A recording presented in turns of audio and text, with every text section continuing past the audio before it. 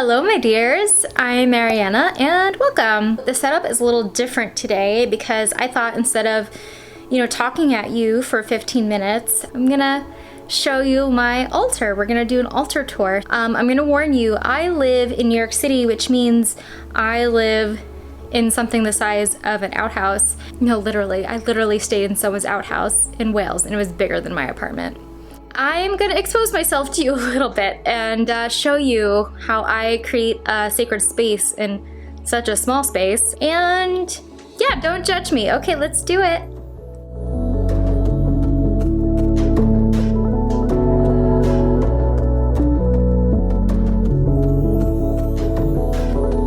So I don't have one single altar in my apartment. I actually have multiple mini altars, partly because space is so limited, and partly because I tried to create sacred space in the actual spaces where I most deeply connect to myself.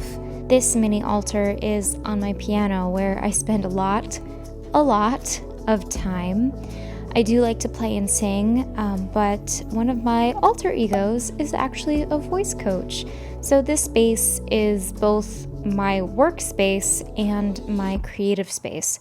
So I like to remind myself that this is a sacred place for me. This altar space is dedicated to my inner child. I'll pull an oracle card and light some incense. And of course, I also have a picture of me as a child, reminding myself that that's still who I am inside. So now I'm going to take you to my main altar space, which is not in the perfect spot.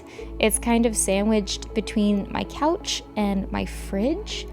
Yes, my fridge is right next to my couch, and yes, it's pretty weird, but that's New York City, friends. You take what you can get.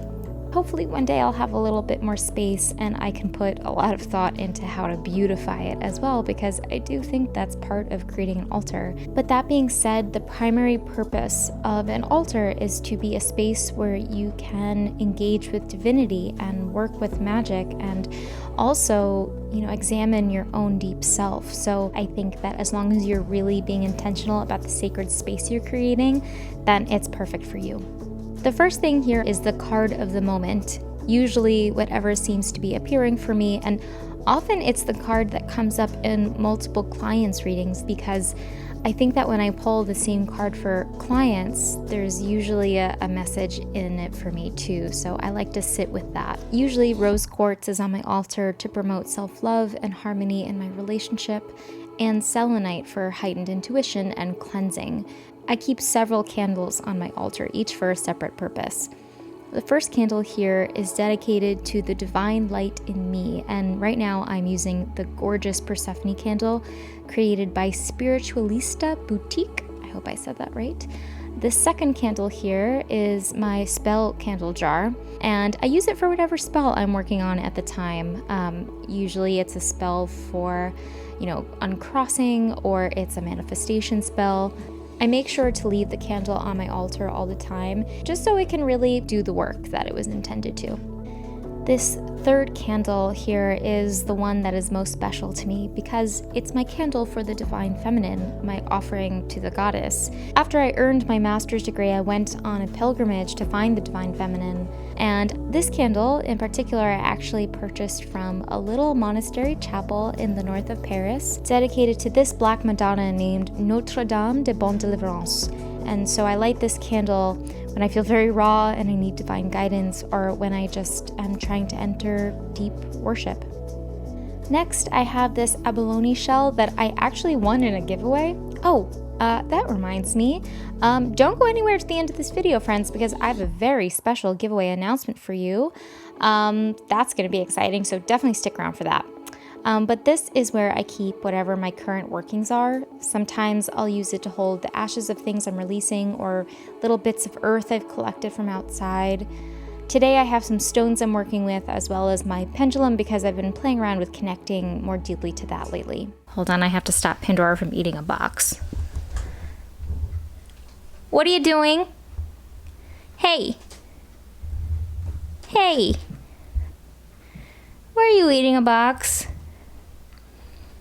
Why in the world are you eating a box? Okay. All right, enough. here is my little Buddha who belonged to my grandfather, and my grandfather was a very special person to me. And hold on, I'm just gonna decapitate him quickly. He's actually an aftershave, so that's just really quirky and wonderful to me, and I'm exactly the sort of person who has no problem putting 60-year-old aftershave and a plastic Buddha on her altar. Little tidbit about me.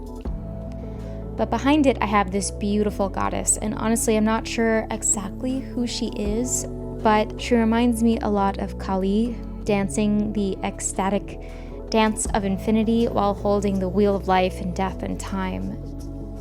Here I have another item inherited from my mother, I believe, and it's just a delicate little box where I can place my intentions and prayers.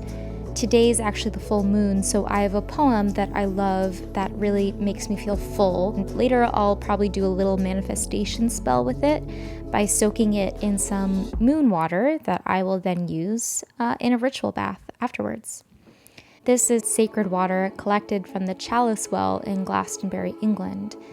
Legend says that the water from this well was mixed with Christ's blood that was held in the Holy Grail, and so it turned the water red and infused it with miraculous healing power. And I collected this water myself, and I think it's really important to have elements that you have harvested in your own way yourself. Here is my tarot box, which was a gift from my husband, and on top of it I have some selenite to refresh the energy of the cards, as well as 3 stones that are very cool. The first is not actually a stone, but salt from the Dead Sea, and I harvested that myself when I went to Israel. The second is actually a chip from a Roman fortress, and this one calls my mind to the ancient, to the birth of humanity. This is where I've done a lot of my scholarship, and so I love having this little piece of that. And this last one is slate from the Snowdon Mountains in Wales. And this one makes me think of my own ancestry and the beauty of devotion felt everywhere in that gorgeous country. So inside the box, I keep a deck that I use only for myself. Right now I have the Mystical Dream Tarot, which is pretty much pure magic, and it also just makes everything look nice and pretty. When you're creating your own altar, even if space is a problem for you too, I recommend seeing where are the places in your home where you actually engage with sacredness. We want to be extremely intentional about the things that we collect for our altars. We don't want to just put things on here that we saw someone else have in their altar tour video. But if you're trying to create something that's true to who you are, it's going to take time to get all these elements. Don't rush yourself. Creating an altar is a mystical experience in and of itself, so enjoy it. So I hope you enjoyed that. I hope you got some tips for maybe your tiny little New York City or whatever city apartment. And here's the details about the giveaway. So I'm doing a giveaway on my Instagram. It's really run through my Instagram. If you want to enter it, you can go ahead and put your Instagram handle down here. So I'm gonna have 2 winners. So the first one is going to get a deck of tarot cards.